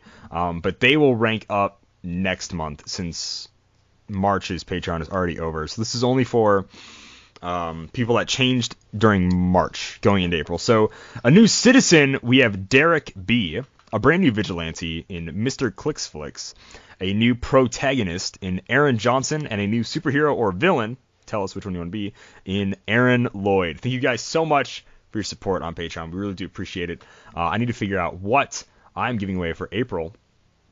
It might have to be Simeon's turn to do prizes because where I am at right now, I have 0 Heroclix that anyone would want. I think I have just random extras from like Deadpool and the X-Force at my house right now. And all my Heroclix are like 200 miles away. So no idea what we're giving away this month. We'll figure it out, though. We'll figure it out. I mean, once we get some stuff flowing back through like Diamond and stuff and our venues start picking up again, there will be some Justice League flowing through my personal collection, so I haven't pulled anything great yet, so I can't really offer up you the garbage that I've pulled, but if anyone's interested in garbage, then you shall get it. Fantastic. Don't worry, if there's one thing the show does, it's make garbage. So moving on into the Malcolm Rush question block. Let's go. That's in Japan! Japan? No, I can't go to Japan. So Malcolm's like, you guys like sculpts, right? I'm like, yeah, we sure do. We don't play the game for black hockey pucks. So let's talk about some sculpts and poses. A while ago he asked about sculpture poses, but now he's going to ask about all sorts of sculptures. So let's go ahead and get into it. There are 16 questions talking about sculpts. So let's go for it, guys. This is going to be at least 20 something more minutes. So if you're washing the dishes right now, I don't know, like let's get into it. Best, worst, favorite single base sculpture, modern age and golden age. Basically everything is on the table. Simeon, best, worst, favorite single base sculpture. Best, Magneto, Phoenix, con exclusive. Worst, all the non-dynamic generics that just have their hands in their pockets, their arms folded across their chest. Give them a pistol like Big Tony or something. Favorite, Wolverine and X-23. Awesome. My best, worst, favorite is the best single base sculpt is going to be Captain Iron America. The worst is going to be Low T Superman, which is the one where he's got his shoulders hunched in and he looks depressed. I can't remember what set he's from. You know what I'm talking about. He looks like he just wants a kryptonite bullet to the skull. And then my favorite is Earth X Captain America LE. Next up is going to be best, worst, favorite peanut base sculptures. Simeon. Best, the new con exclusive Lobo with the dog bystander. Dog. Worst is Black Knight from ADW. That's not a horse. What is that? Is that a motorcycle? It's flying. It has wings. What is it? It's awful. Favorite is Dupe. My best is going to be Avengers Prime. My worst is going to be Horta. That's just a mush mound. Oh, yeah. That's all you yeah. are. Terrible. My favorite is also Dupe, which is the motorcycle and the tiger. It's just great. Number 3, best, worst, favorite 2x2 base sculptures. This is like Avengers Infinity, X-Men the Animated Series, like those kind of bases. Easy Rider with the tiger. Oh, best, yeah. I put down Necron / Spider-Man and the Amazing Friends team base. That's got Miss Lion on it, and she's a little dog. Worst, I put Groot / Flora Colossal, because not only do they not stand up well, they're just hideous to look at. And favorite, I put Zombie Galactus. Ooh, nice. My best, I went with the Dark Phoenix Cyclops. Worst, I went with the Extreme Heroclix Batman Superman. And my favorite is Thor's Chariot. Well, you don't like a 2x2 Superman standing with his hands in his pockets, and Batman like slightly puffed out chest, a little bit shorter than Superman. They're so bad. They're so Their bad. dials go about like 8 clicks on their 25 long dial. Why did they give them such a long dial? They're terrible. Number 4, best and worst 2x4 sculptures. This is going to be like team bases and like vehicles, those kind of sculpts. Simeon. So best, I put all the dynamic team bases, the Shi'ar, the Teen Titans, the Justice League, the I don't know, Hellfire Club one, like all the ones that have like Excalibur, all the ones that have like actual terrain and stuff going on. I really like those ones. Worst, I put the Deadpool Jet and Invisible Plane, because Deadpool Jet was just a repaint of Quinjet. It was already kind of goofy looking. Invisible Plane is kind of boring. And then my favorite are the Punisher and Turtle Van, which are kind of resculpts, but they're both cool. Punisher Van is, I mean, if you like the Punisher Van looks like the Punisher Van, and if you like Ninja Turtles, the Turtle Van looks like the Turtle Van. I mean, what more could you want? Turtle Van is actually like colorful and has cool stuff though. Yeah. I said the best is going to be X-Men Blue. I think it's just an amazing team base.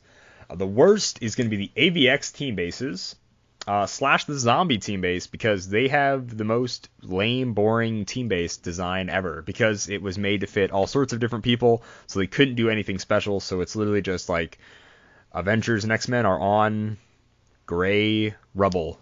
Yeah. Whatever. At the very least, the zombie team base had a color theme, which is cool. I still have them displayed, but yeah. I mean, mine are displayed too, but that's just because where else am I going to put it? Yeah, it still looks better than a dial. Yeah, but not much. Yeah. And then my favorite is going to be the Teen Titans team base, because that just looks so awesome. It looks so cool. Oh, yeah, with all the computers and the way they each fit into like a specific spot. No, Teen Titans doesn't have computers. It has the big Teen Titans tower in the background, and it's from the comic cover. Oh. Or whatever. I thought Cyborg was like at a computer. That might be the Justice League. That might be the Justice League one. Yeah. Okay, yeah. The Watchtower. And then the last tower's one like curved. Okay, yeah. I think so. Best, worst, and favorite 6x3 sculptures. This is the really big ones. Galactus, like real Galactus-sized ones. Simeon, go for it. Best, I put the Spectre. He's in a very dynamic pose. His cape is floppy. It's like a rubber material.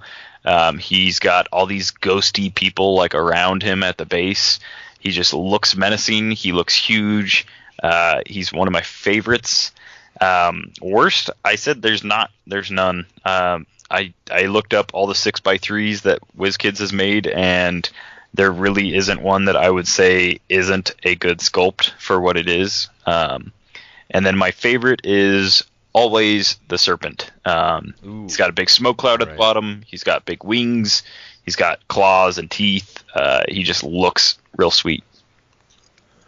My choice for best was also the Spectre, so I think we can kind of agree that is probably one of the best of the 6x3, absolutely. My worst, I just said Necron, just because like if I had to choose a worst, yeah, I know, I'm sorry.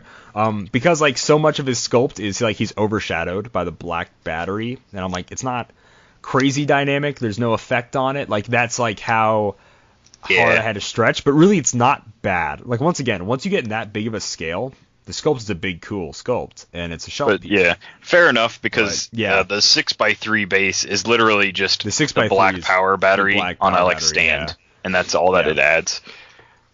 And then my favorite, I went with the OG Galactus, because I think that looks really cool. Big menacing dude.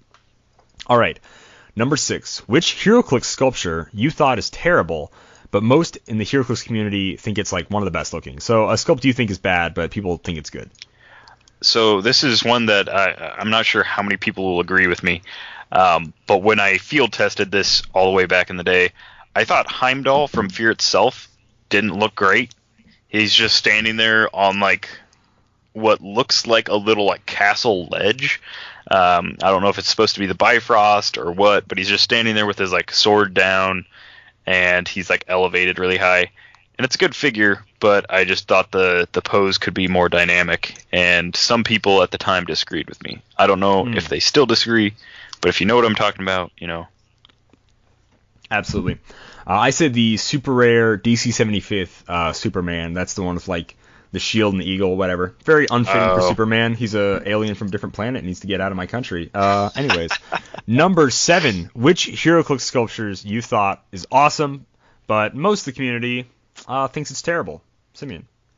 I'm throwing this one to the brand new Chase Gorilla Grodd. This is the Injustice League Gorilla Grodd from the cartoon Super Friends. So he's not the normal like black fur Grodd. He's gray, and he kind of looks like a weird bear. He's got his like arms up and stuff. He doesn't look super menacing, but I think it's just goofy enough to be awesome. It's goofy enough. It's goofy enough to be real awesome. But I've heard online some people don't like it. I understand why. I disagree. I went with the Z-Virus Galactus. I think the sculpt itself is amazing, but everybody kind of had like gripes about how small it was. I really didn't care. I get it, like it's way smaller than normal Galactus, but I still think it's a really amazing sculpt, and I thought it was awesome. Number 8. Which Heroclix sculpt was cool, but its style was terrible? So I had trouble with this one because all the figures that I like, if their sculpt is cool, I'll play them regardless of their dial. Like I kind of just play them for whatever reason. But one that I do remember not holding up the way I thought it would is the Yancey Street thing. This is Ben Grimm leaning against the lamppost with like the 2 street signs on it. And he looks real cool. He looks like real slick in his trench coat leaning against his post. His dial is just, at this point, it's real old. But also, like 5-6 years ago, it was also real old. It just didn't hold up. It didn't feel like the thing should feel. Like he wasn't a movable rock kind of thing. He was just like, I hope you don't hit me hard, because that'll knock me out. Gotcha. I went with figure which has an amazing sculpt, absolutely terrible dial, I think, unusable dial. I've not played this figure at all because I think the dial is that bad, and that would be the Connelly from last year, the Ghost Rider. Ooh. Great sculpt, love the sculpt. Dial, not for me, man. It's just not for me. Yeah, solid choice. Number 9. Which Heroclix sculpt was terrible, but its dial was great and/or fun to play? So I put Despotellus and most generics. So Despotellus, if you don't know, was just a dial. There was no sculpt on it whatsoever. Most generics, as you know, they're just standing there. If it's like a scientist or a lab tech or like a shield agent, they're just like standing there, hands in their pockets, hands at their sides, not doing anything interesting. But their dials are always fun to play. Despotellus was always fun to field, but not play against it. It was awful to play against. Right, but that was kind of like the whole thing, is that he didn't have a sculpt because he was so tiny, you know? Like the Ant-Man or I guess the Invisible Woman is like she's invisible, so there's no sculpt. Like that's kind of like that was their like gimmick joke with him, right? So it's not that his sculpt was bad, it's that he didn't have one or so. Anyway, moving on. Thank you for that awkward silence. I really appreciate it, bud. His sculpt was bad. I'm gonna go with it's okay. No sculpt is bad. No sculpt is okay. Fine. I'm gonna go with Unimind. That sculpt is terrible. Like it's just a dude. Thing, but like it's just literally standing there. For as solid as his dial and for power as solid as Unimind is, and how like good and how competitive and like how much play Unimind sees, which is insane. It's such a bad sculpt, and that's part of the reason I don't like playing against it because it doesn't even look cool. Goblin King at least looked cool, you know. He looks menacing. If you had put Unimind's power set and dial on the Deadpool Ultra Chase that's riding the unicorn, I would have been like, okay, cool, like, sure, whatever. It's ridiculous. I don't know why he needs to be so powerful, but he's on a unicorn, so why not? But it's on some guy I don't care about. He looks like a green booger man. Number 10.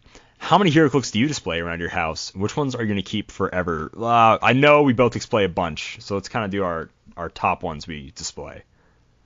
I was just going to say I display 5 shelves worth. So one shelf is all the 3x6s. I've got a few Heroclix pieces. Another shelf is all the 2x2s, and on the 2x2 shelf, and this isn't like all the modern stuff. Most modern stuff are still in boxes. This is stuff that's all rotated. So it's 2x2s and then old chase sets that I like. So like the Hulk chase set, the Phoenix 5 chase set, like any cool chase theme that I actually like, I'll put it on there. I have another entire shelf that's just I had to make like kind of like an iconic battle looking thing with like rotated pieces. So it's got like Omega Red facing off against Wolverine and Dakin and different stuff like that. But yeah, I've got too many pieces to name in less than like 2 minutes. Yeah. Gotcha. I have all the zombies displayed. I own all the zombies. Not all of the newer chases, so I still need a few of those. I need to get another team base to display the extra ones I have on. But I have like all my zombies displayed. I have I think all of my Colossals, except for the X-Men Animated Series ones, are all on display. The X-Men Animated Series just don't look that good. The ones I own don't look that good. I mean, Iceman, I guess maybe could be on display, but he's about the only one I would. And then I have all of the Captain Americas I own are on display, plus like all the Lantern Power batteries, stuff like that. So that's about all I display. Then I have a few like certain characters that I really enjoy or really like the sculpt of, like Dr. Bong, Kite Man because he's Kite Man, the Mark Miller, Ellie, Daredevil, stuff like that I have on display just in a little area, and that's really about it. And then number 11 is custom figures. What is your favorite custom sculpture you have seen or you've made? So shout out to the Happy Little Heroclix channel, who has a Black Adam custom figure video of him. I think it was a live stream video that he like posted as a regular video, so you can watch him make a custom figure on there. Some of my favorites, I have a. So if you read the Uncanny X-Force with Wolverine, there's a scene where he drowns his own son, Dakin. I have a custom figure of that. Love that. I just used, I used epoxy to like go over Dakin's sculpt, and then like just had a Wolverine that was like hunching over with his like hand down, so it looks like he's like holding him by the shirt underwater with his other fist up. Wow. And so yeah, you can just like layer epoxy, and that's what I did. It doesn't fit on a base, so it's just a display now. But I've got that one. One of my favorites that I've seen is the anime ones that I see on Facebook all the time. And someone posted a while back, they took the Red Sun Bizarro from the Superman Wonder Woman set, and they painted him like Saitama, the One Punch Man.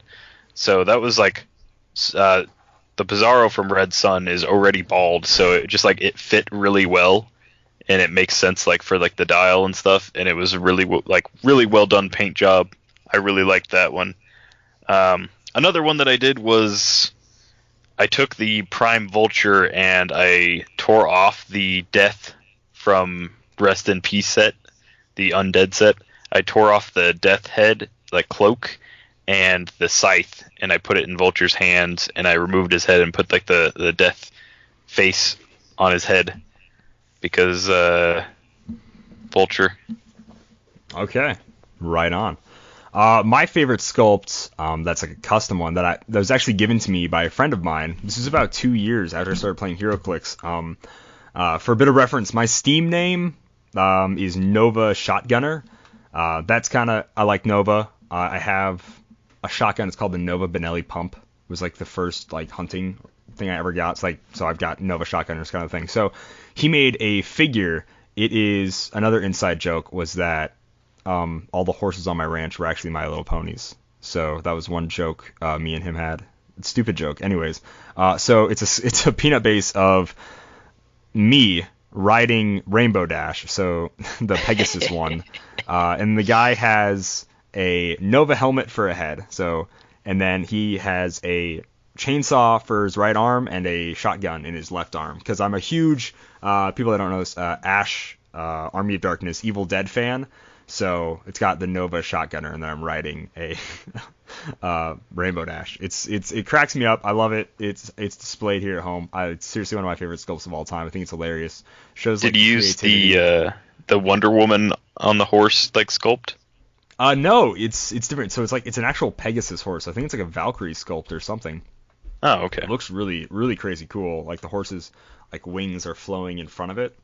It looks really neat. Like it's flying through the air. It looks crazy cool. It's on a flight stand, so I think it's relatively older, probably, obviously. But it's great. No, it's seriously one of my favorite. He even put like the purple around it because it's a custom dial too. He made a custom card for it. It's one of my all-time favorite custom figures ever. It's such an awesome present, such a cool gift. And like a few ones I've made, I made a normal Ash custom. When I try to make customs, I sometimes make custom dials. I don't print them out or anything. But if I make a custom, it's normally a sculpt swap, and I put it on a pre-existing figure. The Archon figure from Secret Wars Battle World felt so much like Ash, like from especially Evil Dead 2. So I had to make a custom there. So I made an Ash for that one. I made a custom Soldier 76 figure one time. That was pretty fun. And then I have a few TF2 figures. I was originally going to make the whole team. I just did Pyro, Heavy, and the Demo Man are, I think, the only sculpts I've made so far. And hopefully one of these days I'll do the rest of the team, but those are like some of my other favorite sculpts I've done. And number 12, any advice for players on how to do a custom? Simeon. No. Oh, very nice. Good job. So my advice for doing customs is just to start with the basics, which would be practice your painting, like if you're doing miniature painting, and then fixing broken figures. Broken figures are common enough among like Heroclix stuff. Yes. There's plenty of how to paint videos on YouTube that like there's just a super high amount if you want to get really detailed in like your painting. If you want to change like the color of an effect coming off of something, there's paints for that. You can change like clear colors into like translucent green colors or red or whatever. But really like a lot of my modding comes from just like altering WizKids stuff, and the best way to like figure out how WizKids puts their figures together are to take like some of your extra commons and just kind of pull them apart piece by piece. A lot of the arms have little like socket kind of things where they just like pull out. They're just like little plugs that fit in, and if you've had broken figures, you'll notice this. A lot of the heads are just like little tubes that fit into the slots, but like they glue them in, so if you're like the head pops off in the right spot, like, you know. So a lot of like figures, if you add just like the right amount of very little like paint thinner, you can actually like tear down like the epoxy layers, the glue layers that they use, and they come apart a little bit easier. So if you have a figure that has like a cool effect and you want to remove it, just look for like the little hinges that it like hooks into, and you can remove it that way. Also, right X-Acto knives, if you're safe. Yeah, I am not safe. I think I've used like X-Acto knives to like cut Heroclix figures. I'm like, oh, it's really not going there, and I've cut my hand 4 or 5 times with really deeply with an X-Acto knife, which has me like run upstairs, go to the bathroom, grab a Band-Aid, or like wash through the sink and be like, you know, say some not made for family words on the show because it gets pretty deep when you cut an X-Acto knife. So yeah, there's like enough pressure that you have to like use a lot of effort. You got to be careful. And then as soon as it like goes, it really goes, and it goes, baby. Ooh. Yeah.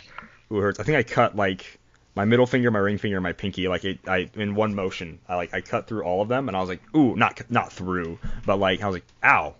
Well, that freaking hurts. I didn't use them for like the next 2 weeks or a week and a half. It sucked. So like X-Acto knives are good. If you can, put the figure on the table and then cut the X-Acto knife into the table while cutting like the limb or the head or whatever you're cutting off. Heroclix, if possible, always cut away from yourself. Cut away from yourself. Very good idea. Simple knife rules. Cut away from yourself. You know, you have your blood zone, which is your arm, and then the knife. This is like some scouting 101. Your arm and then the knife. How far that reaches away is how far away you should be from other people. That's your blood zone. So no one should like walk up to you and you got the knife. Pretty simple stuff.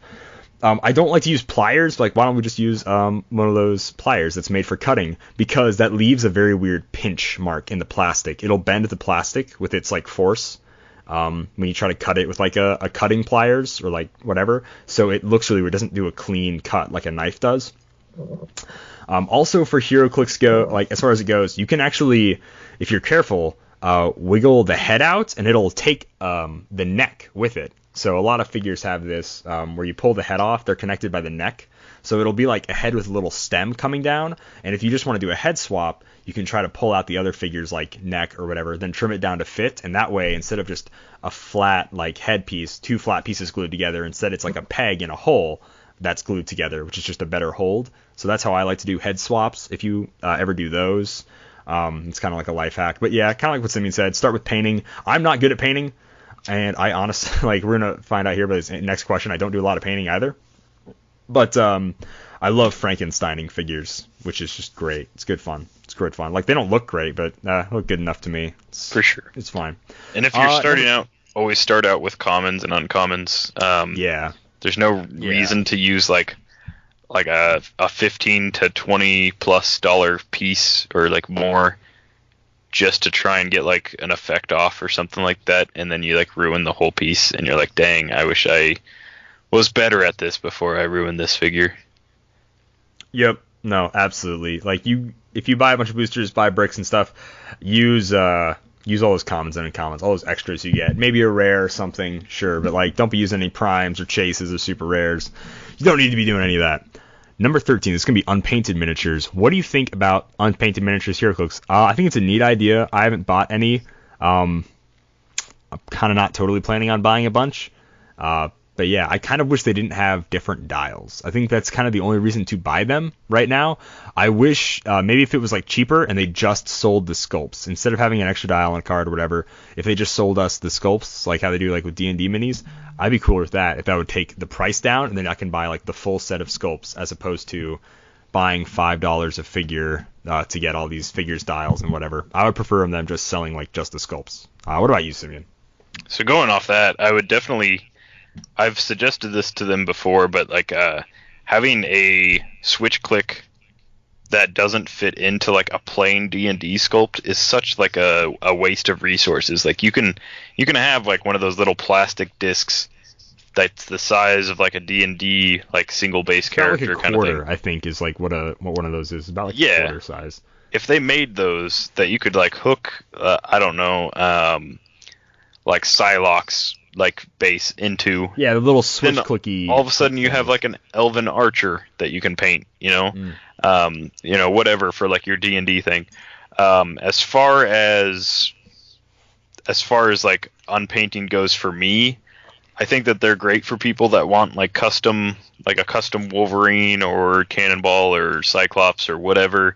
They want one that like fits the team that they like designed.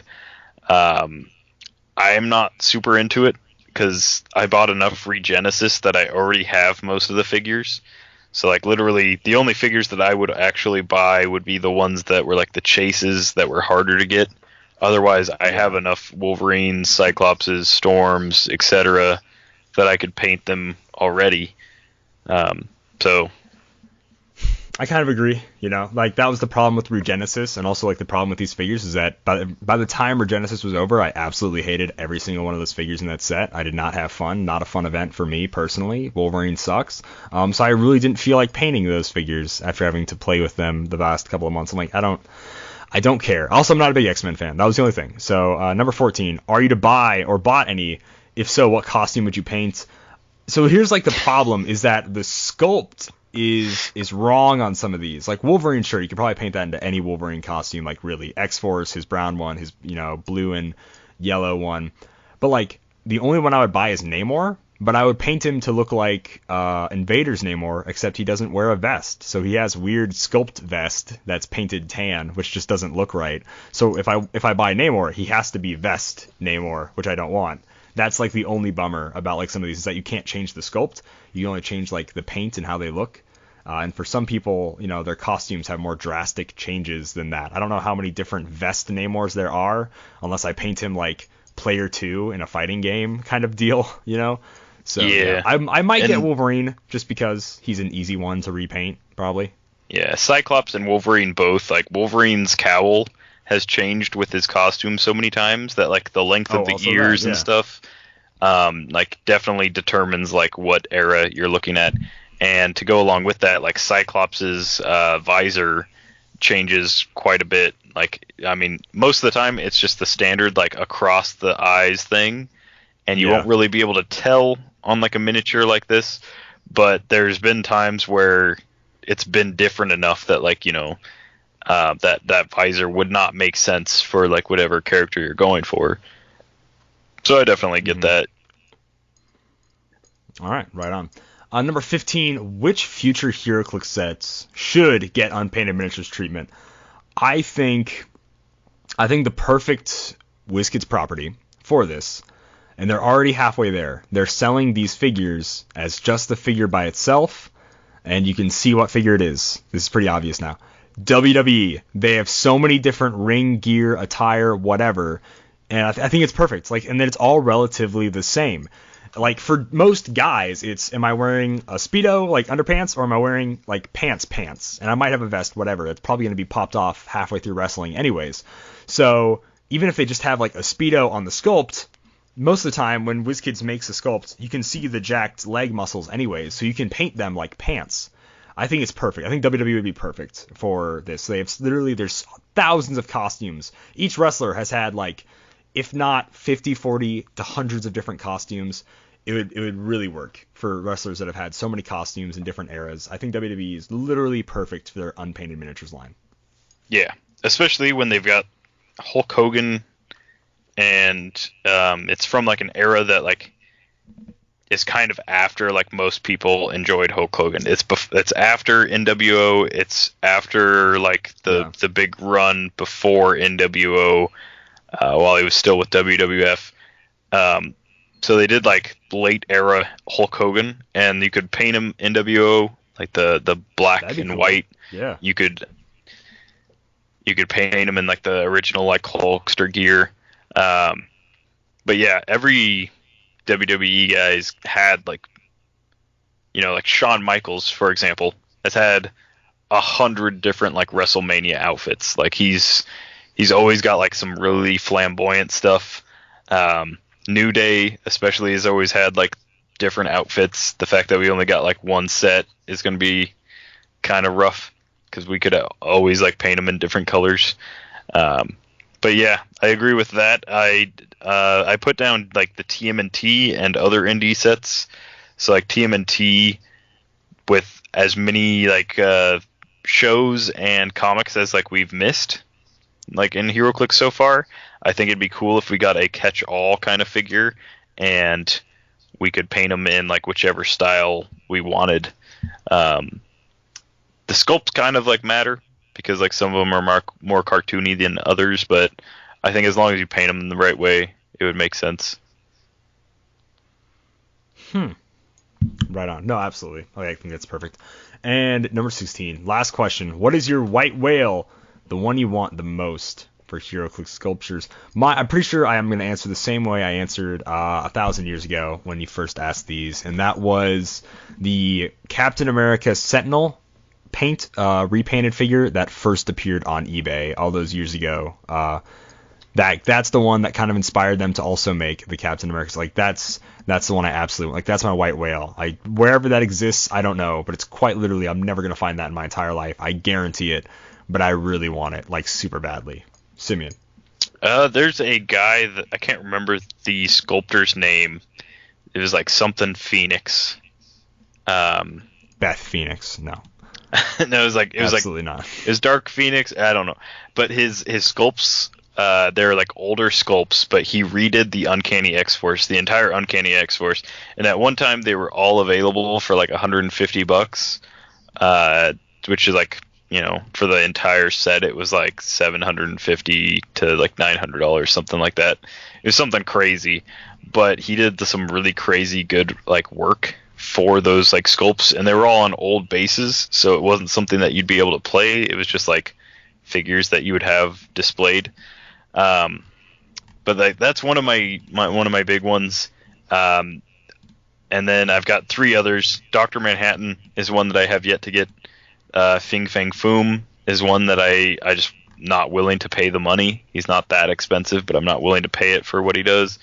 And then the one that I really scope out eBay for, and I really like search around for every now and then, is the Great Cthulhu from Heroclix, which I've heard is bigger than Manhattan and the Spectre.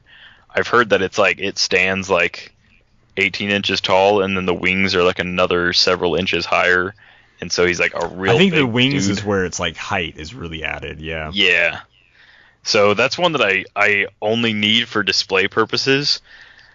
But man, the only one I've ever found is like one on eBay that's like 300 euros, and I don't even know what those are, but I don't own No any. one's got that many euros. Impossible. No way. That's just too many euros. What in the world? You can't get that many euros. It's not euro. It's I think it's pronounced gyro, actually. Gyro, yeah, that's right. Yeah, it's gyro. Kebab. Can't eat that many gyros. And that brings us to the end of our Malcolm Rush question block, ladies and gentlemen, and also subsequently the end of this podcast. Thank you so much for listening. I know it's a bit of a longer show, but let's be real. What else are you doing right now? That's what I thought. So yeah, you can find us on Facebook.com/DialH4Heroclix. Twitter is @DialH4. That's the number 4 Heroclix. We're on YouTube, YouTube.com/DialH4Heroclix. We're going to be uploading our Thursday Throwdown videos every Thursday. Make sure to vote for that on Facebook and Twitter, what you want to see played. You can email us at dialH4Heroclix@gmail.com, all spelled out, the whole thing. We had a Redbubble order recently on a Redbubble store. If you want to buy stickers or t-shirts, I need to upload a new t-shirt design with the updated logo. You can check that out at redbubble.com/dialH4Heroclix. We recently had someone order and give it to someone as a birthday present, which is really, really cool. So absolutely appreciate that. So yeah, that is all my plug-in that needs to be done. Simeon.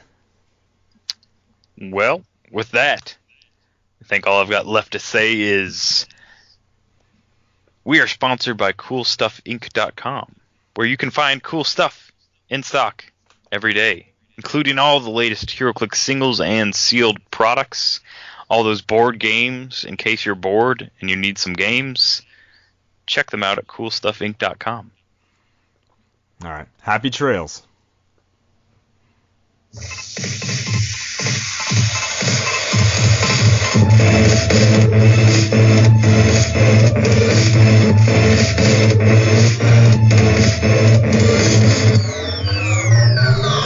Mud,